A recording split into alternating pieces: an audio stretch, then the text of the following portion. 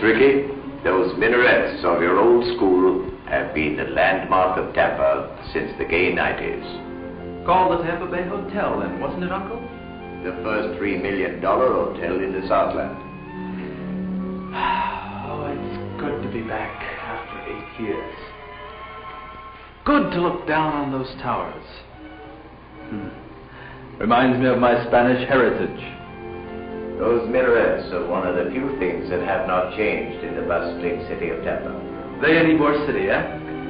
The Latin colony has not changed, nor what they make. Clear Habana cigars. You haven't lit yours, Ricky. Oh, thanks. With a wooden match, please. The sensitive leaf of fine tobacco picks up no odor from the wooden match. And the flame should barely touch the end of the cigar.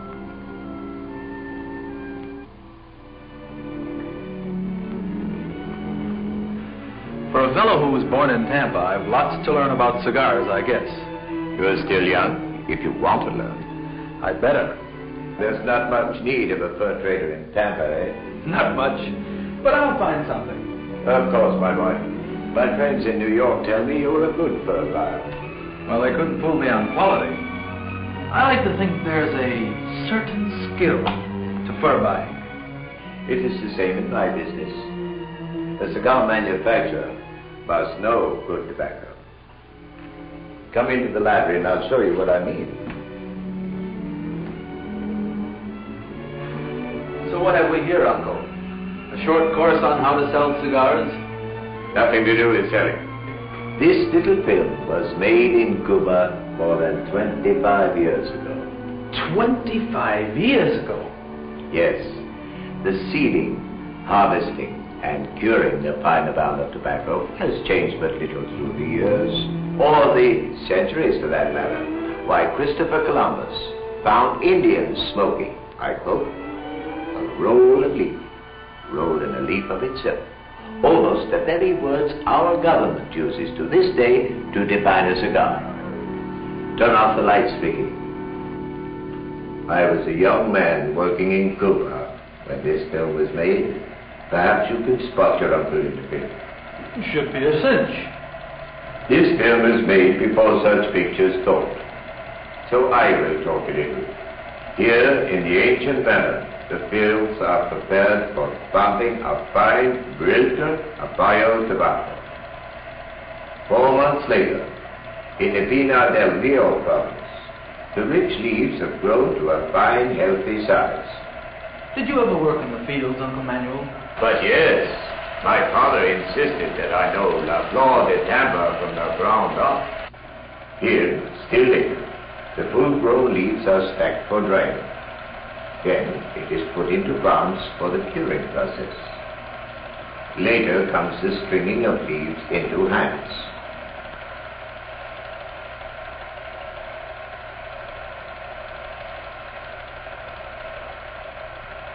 George, that's you, isn't it, Uncle? That's right, Ricky. I was a good clerk, or dependentes. If I say so myself, who should? Now begins the trip to the great warehouse, where the tobacco is stored for aging. What's wrong? Did the film break? Not at all. I stopped it. Turn on the light, Ricky. Well, that's enough of that. Come, your Aunt Lisa will be waiting for you. It was not by accident that a famous philosopher said, cigar smokers make the best husbands. Really? I'll remember that. At least they make the most reliable, Ricky. Aunt Lisa. Oh, it is good to see you.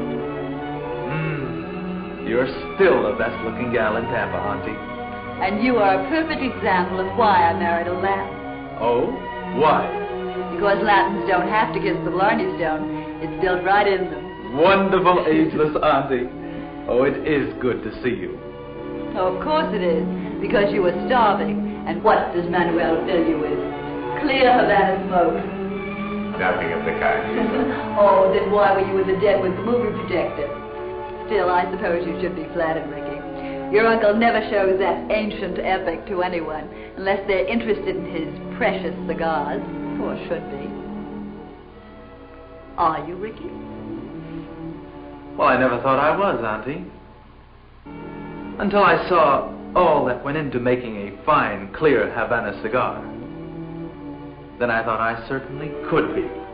Splendid. You can make a tour of our factory first thing tomorrow. Oh, not tomorrow morning, Manuel. Why not? Oh, the boy just got home, dear. Tomorrow I shall show him how much his hometown has grown up in 8 years. Come, dinner will be cold.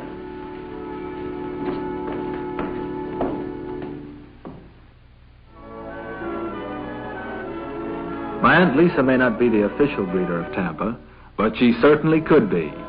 She knew all of the important things, like the fact that Tampa's deep water harbor is one of the nation's 4 leading ports in export tonnage.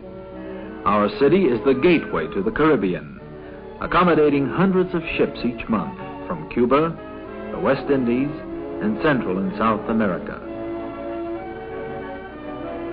Lisa was as proud of our airport as I had been when I landed here the day before, and realized how much my town had grown up. The tremendous runways of this international airport serve 9 major airlines.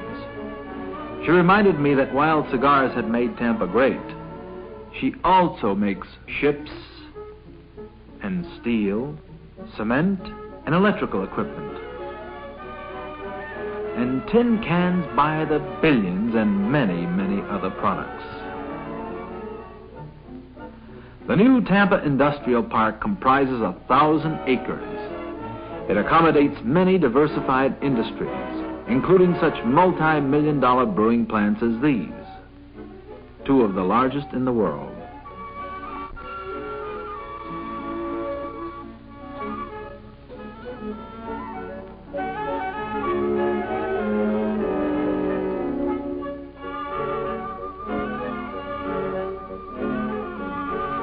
Some things had not changed.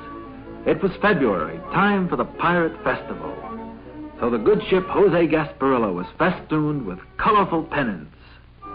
Time enough for the festival tonight, Auntie said. Did I know that Tampa led the world in 2 other products besides cigars? Yes, Tampa now produces and ships 70% of the world's supply of phosphate. 90% of Florida's citrus processing plants lie within the Tampa trade area. In Ybor City, Tampa's Latin colony, the making of handmade cigars, Tampa's oldest industry, reached a record high last year of 730 million. By noon, Aunt Lisa and I were in front of one of the famous Latin clubs in the heart of Ybor City.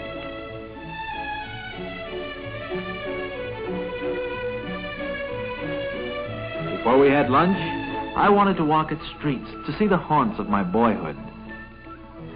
The Latin movie theater where I'd been so often enraptured years before. The familiar dolls of all nations were again in the windows, for it was fiesta time. And of course, the street vendors were out selling their famous devil crabs. The sight of them made me hungry as always. But Lisa would have none of them. We settled for lunch at one of Tampa's famous Spanish restaurants. We had time for a leisurely lunch before I was to meet Uncle Manuel. But a girl at a nearby table made me forget about eating. Here was a real flower of Tampa.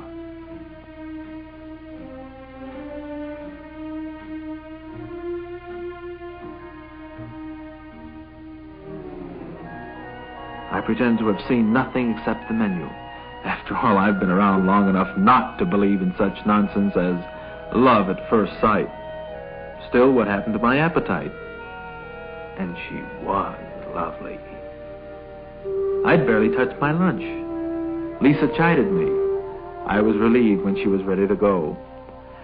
I thought my aunt hadn't noticed my interest in this flower of Tampa. Well, I couldn't have been more wrong. All the way to the factory, she kidded me. She pretended not to know who the girl was, and yet she predicted mysteriously that I was sure to meet her.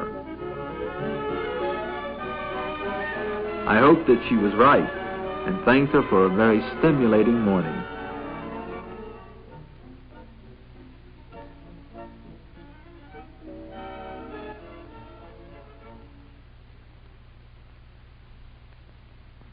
Uncle Manuel was on the fiesta committee and had a busy week ahead, so he turned me over to the factory foreman. Luis had been in tobacco 30 years. He took me first to the casing area. Casing is simply wetting the ends in stone basins and gently spraying the rest of the hands, as the leaves are called. A hand is actually 30 to 40 leaves, Luis told me. In the tossing and blending area, expert techniques aid in the blending of 30 to 40 different grades of fine Havana fillers. The leaves are first separated according to size and shape, then tossed into great piles to sleep and mature. Luis could tell the quality of the blend by its texture and aroma.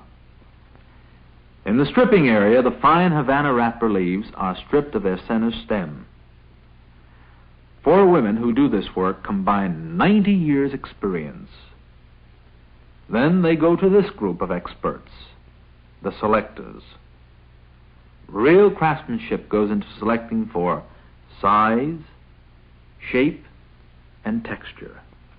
This man has been selecting left and right hand leaves for 50 years. Then we went to the most fascinating area of all, where handmade cigars are created. Everyone here, it seems, is a personality. This apparently frail woman can dole out 100-pound bales. The cigar maker is an ex-pugilist whom everyone calls Baby. The 100 cigar makers in this great room learned their trade more than 20 years ago. Luis proudly reminded me that Samuel Gompers was a cigar maker. This is Luis's wife. She has worked by his side ever since he was his father's helper many years ago. And this is Chino, called so because of the oriental cast to his features. He is an expert at bunching the filler. Watch those deft hands. But the aristocrats of cigar making enclose the fillers and binders with the delicate Havana wrappers. This is Wardo, master cigar maker, known throughout the Latin colony as New Yorkino because he spent his boyhood in the big city. His only tools, a slab of apple wood and a wedged knife called a chavette. He makes sure that the tips of the filler leaves point toward the burn before securing it with the delicate wrapper leaf. Watching him, it looked easy, and yet I knew that it had taken years to learn.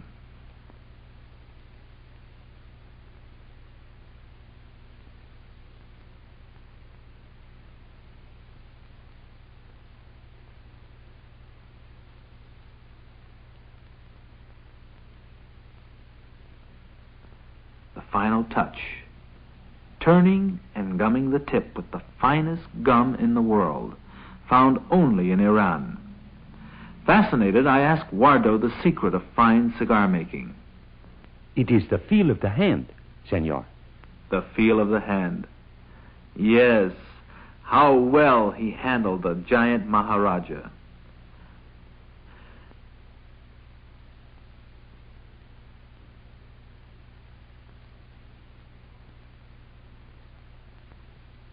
When he offered me his masterpiece, I would have smoked it at once. Wardo said no, it was an after-dinner smoke, when one was completely relaxed. There was still much to see, but Luis was also involved in the fiesta program. It had been a real pleasure to meet the last of the makers of handmade cigars. Machines, I was told, were taking the place of this profession, in which there were no apprentices. On the way out, we stopped to see 2 other skills that had not changed with the years: picking and packing. It seems that men who can skillfully match the various shades of wrapper leaves, which is called picking, are even scarcer than makers of clear Havana cigars. In all, there are 32 different shades, from deep brown to light green. Each box must be filled with matching shades. When the picking or matching has been skillfully done, the shade gradation is again checked by the expert packer. There are actually hundreds of sizes and shapes among the 700 million cigars made in Tampa each year. Yet the vast majority of all cigars sold come in these 5 basic shapes and sizes: Queens, Panatella, Corona, Pyramid, Panatella Primera.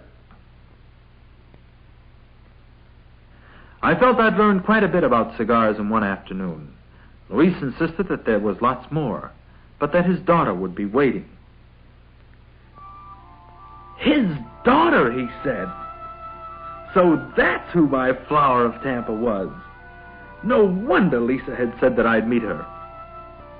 Luis invited me to go home with them, and do you know, I accepted.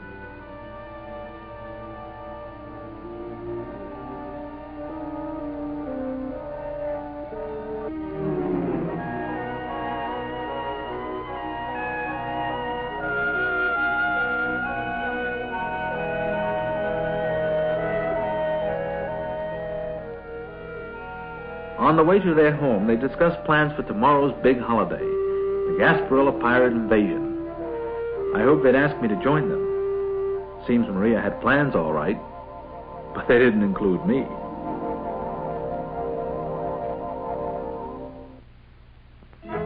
The next day I was again witnessing a boyhood thrill. The black flag hoisted on the mast of the good ship Jose Gasparilla.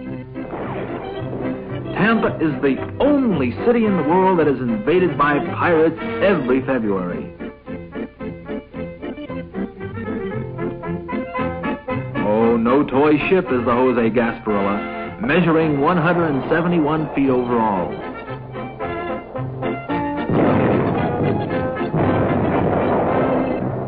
Hundreds of smaller craft converge on Tampa to join in the invasion.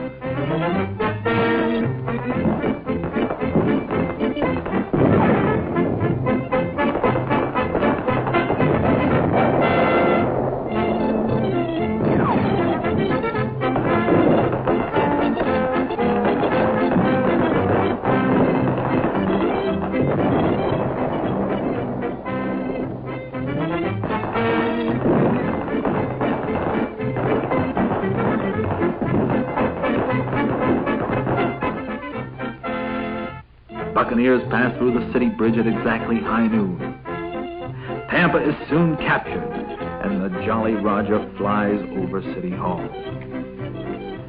And the night belongs to the bold Buccaneers and their luscious ladies. I stood on the sidewalk, as excited as I had been years before. This was my city, my Tampa, in her most lavish finery.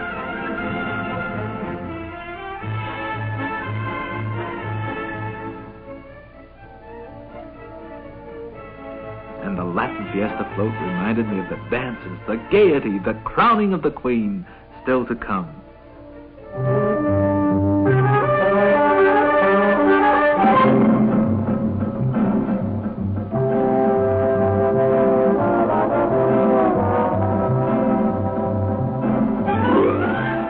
Crowning of the Fiesta Queen had an air of rich, old-world pageantry about it. As always, the Queen was a thing of beauty, a joy to behold. But the next morning I saw her, my own idea of a queen. She arrived at the factory with her dad. Today I was to see how fabulous machines made cigars. But Luis had a meeting. Maria would take me through. Lucky me. My interest in cigar making was increasing by the moment. We went to the machine stripping area first. The growing scarcity of apprentices had caused the building of these ingenious mechanisms that stripped the leaves of their center stems. With increased demand for clear Havana cigars, such machines were a boon to the industry. And this machine bunches the filler leaves.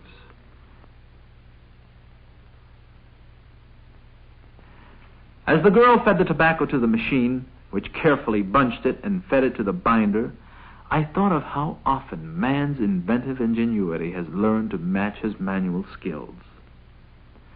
This machine, perhaps the most remarkable in the industry, exemplifies the future promise of automation.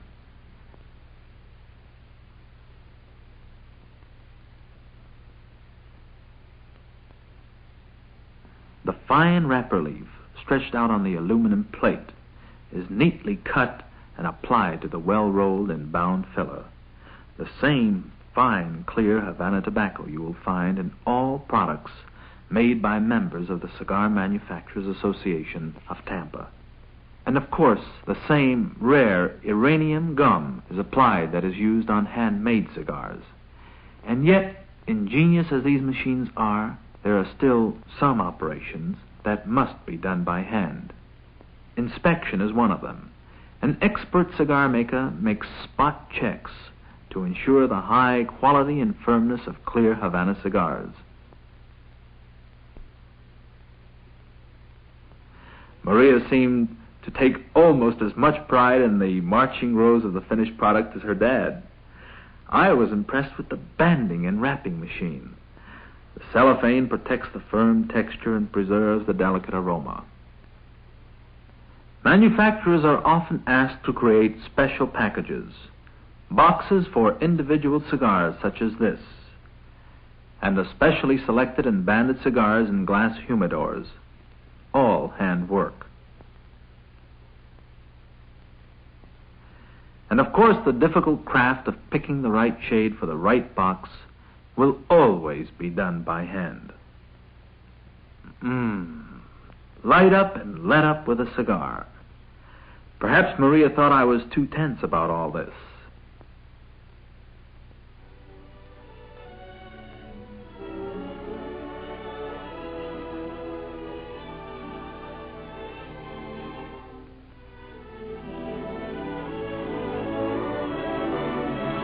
Well, I'd invite her to dinner. We'd really relax. Talk of other things.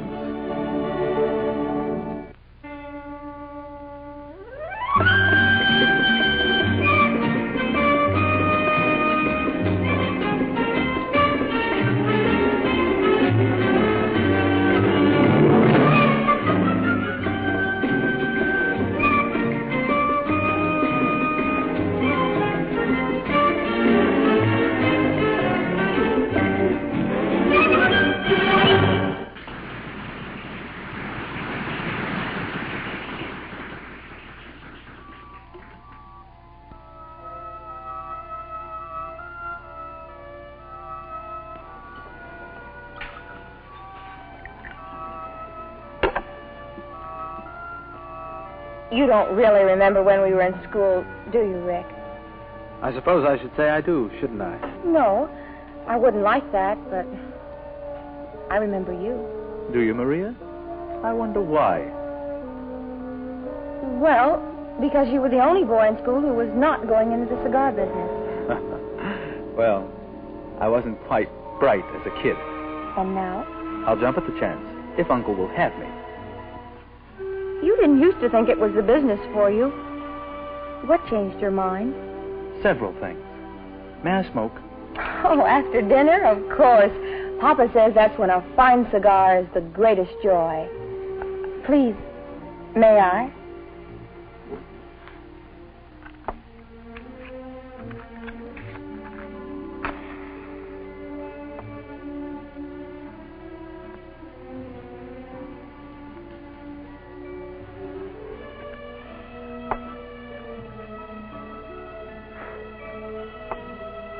Now, what changed your mind? Many things. The kind of a man Uncle Manuel is. He thinks about fine cigars just like the fur trappers I've lived with think about fine furs. And then, too, Yes, go on, Ricky. well, your dad and all of those fine people in the plant, they made me respect cigars. And you must relax with a cigar, because I seem to be talking about them when I want to talk about Maria. Oh, Maria, Do you think men who smoke cigars make the best husbands? Oh, how could I doubt it, loving Papa?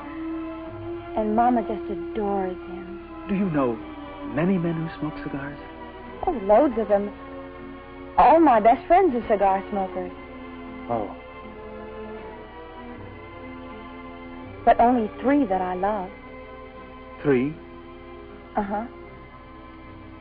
Papa, Uncle Manuel,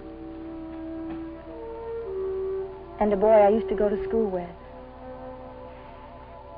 Maria. Oh, Maria.